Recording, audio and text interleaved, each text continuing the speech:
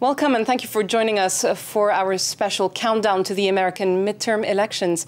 It's widely expected that tomorrow, Tuesday, will be a difficult day for Barack Obama and the Democrats, with most surveys predicting a Republican wave and Republicans taking back the House of Representatives. President Obama crisscrossed the nation throughout the weekend, trying to drum up last-minute support, while left-leaning comedians and artists held a mass rally in Washington, D.C. to try and energize young voters. So will all this scrambling work in the polls on Tuesday? To answer that question, I'm pleased to welcome Frédéric Douzet, Associate Professor at Paris 8 University at the French Institute of Geopolitics there. Good evening. Good evening. Do you expect the young voters to come out for tomorrow's midterm elections? Oh, clearly no. And I don't think the rally was specifically meant to energize the young voters. I think it was primarily meant to satirize the Tea Party movement. And it was called the Restoring Sanity rally. Yes. It was held this weekend Restore in DC. sanity and or fear. But it was really playing the irony against this movement. But there was no call for turnout. I mean, they didn't ask the young voters to go and vote. They asked them to, they said it's okay to care and to take some of these things seriously, but it was really about satirizing the Tea Party movement. And in fact, if you look at the show, at the Daily Show, Jon Stewart has been pretty dismissive of both the left and the right. And it's kind of hard to get excited about the center.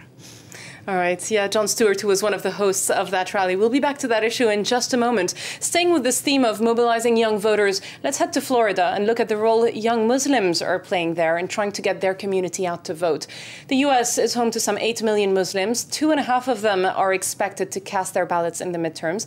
Our correspondent Philippe Levasseur met with those who are working hard to try and get their elders to voting stations. Farouk Mitta heads an association of young American Muslims, and every Friday he goes to local mosques to ask his fellow Muslims to vote. Today he's addressing a crowd in the town of Sunrise, north of Miami. This community has over 100,000 voters in this state, and you can swing an election. You can make it happen and vote for the candidate that you think is going to do the best job to lead our state and to lead our country in the future. Several mosques have already been attacked this year in Florida, and Muslims have not forgotten that the Quran burning controversy erupted in Gainesville, another Florida town. You're all registered voters, or? Yeah, I don't know if I am. Why not? Many members of the Muslim community here feel that they've been victims of Islamophobia and whatnot. So you got to come out, man. It's up to our generation to do it. It's really been hard for the community to see their religious text at the threat of being burned, and it's been ingrained in their minds. For those people who are more motivated by this, it's been ingrained in their minds that if I don't say something, my religion is going to continue to be under attack. At the same time as the midterm elections, Florida will elect members to its state house. ZJ Hafiz, of Pakistani origin, is the only Muslim candidate in the election. He's standing from Tampa as a Democrat. He hopes that his party will benefit from the Muslim support for Barack Obama.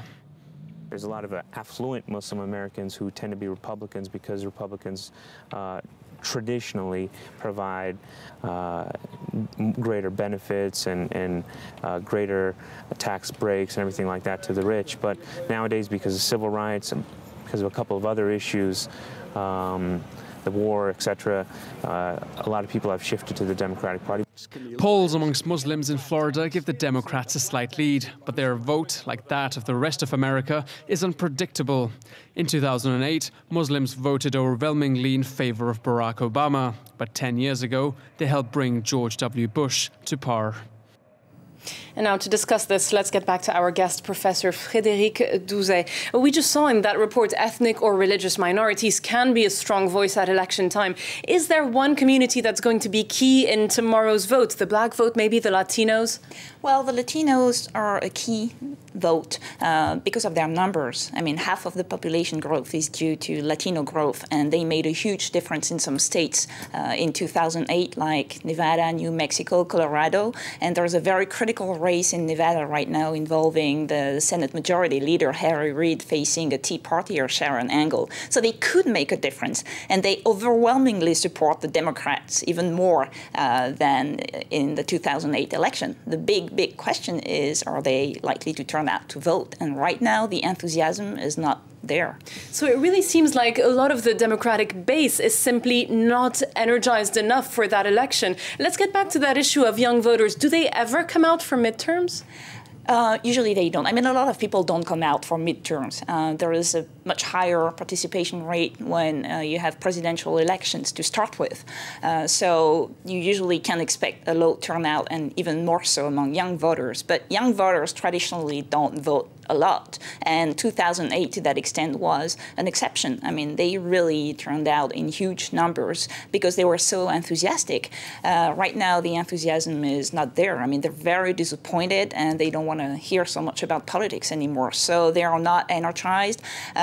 If you look at the other members, group members of the coalition, women supported Barack Obama, and right now they're likely to support the Republicans more than the Democrats. We're not sure, but it's pretty tight. That's quite unusual as well, right? Yes, it's the same with the Catholics. So you have a number of groups who strongly supported Barack Obama, and a lot of new voters who, again, are very critical. If you look at Nevada again, there were 52,000 new voters in Nevada in 2008, and that's a state that was won by George Bush by only 20,000 votes. So the fact that he was able in 2008 to get people to come to vote and energize new voters was really critical. Now, the participation rates are likely to be low, and the question is not only how are people vote, but where do they live, because that can make a huge difference too. All right, so this time he's managed to rally less people. One last very quick question in a few words. The youth vote hasn't come out